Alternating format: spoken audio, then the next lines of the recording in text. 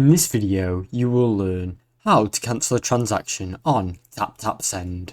First, act quickly. Try to cancel a transaction within 30 minutes of sending it. After the money is delivered or picked up, cancellations will not be possible.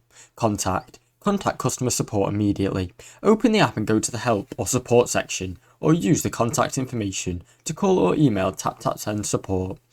Provide transfer details. Share your name, phone number and the transfer amount, transfer ID and explain why you want to cancel. Wait for confirmation. Support will check if the transfer is still pending. If it has not been completed, they will process a full refund of the cancellation. Watch for the refund. If you're eligible, the refund will be sent back to your original payment method, usually within 3 to 5 business days. Follow up. If it's needed, follow up. If you do not receive the funds in time, contact customer support again and they will transfer ID for further help. Thanks for watching. Don't forget to like and subscribe.